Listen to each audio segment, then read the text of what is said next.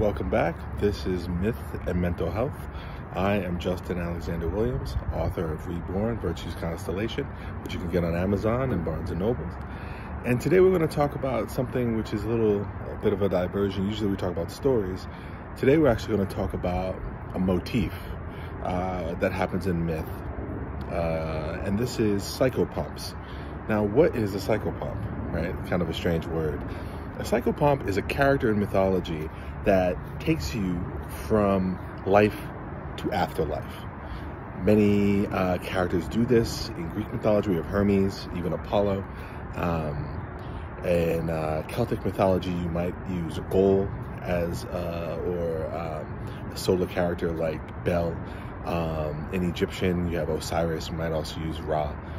So the characters usually that have some sort of solar or traveling trait where, like the sun, they go in the ancient mindset. If you think about it, the sun is in the sky and then it just disappears below your eyesight. And to the ancient people, they really kind of understood this in two ways. Literally, the sun disappeared, so it's dark, and so death, right?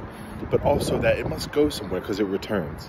And in the metaphorical sense, that this is the cycle of life, right? That you have your rising, you have your midday, which is your peak. If you think about the Oedipus myth, right? That you are young in the morning, you're a grown person in the midday, and then you're older, you need a cane at night. And then you have your twilight. We've talked a little bit about twilight kind of aspects in the Ragnarok myth. But today what we're talking about is really about characters that show a level of bravery, a level of transference. And when you think about these characters, not just because they have solar attributes, or sometimes even musical attributes like Osiris and Apollo, we got to think about our own travails as we go through different cycles, right? Different cycles in life are going to have ups and downs in terms of your mental health and what makes you productive, what makes you go out and be a go-getter in life and live a life where you are satisfied. You, in some ways, want to be like the sun, like a psychopomp. You don't want to be, in a sense, something that's just chasing something and it never ever ends, right? You don't see the beginning, the end of things, right? You don't even see a middle. What I like to do in my life is I like to plan things out. I like to say I get up in the morning at 6 with the sun. By midday, I want to accomplish this. And then by the evening, I want to have this accomplished. Now, that I don't always succeed, but I am successful because I made the right plan to maximize myself.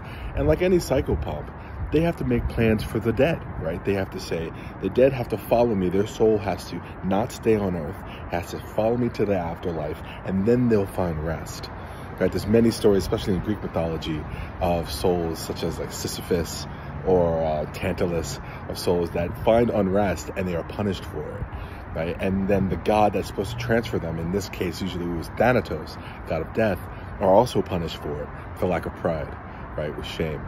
So what you really think you can take from the psychopomp of your choosing is that when we want to transfer into new things and new endeavors, always find a plan, always sketch things out, always write things down, always think of the beginning, the middle, and the end, right? Because sometimes when you can envision the end of some things, you can eliminate toxic people, you can eliminate things that are not working, all the way back in the beginning, because you're envisioning what the steps are going to take. Thank you.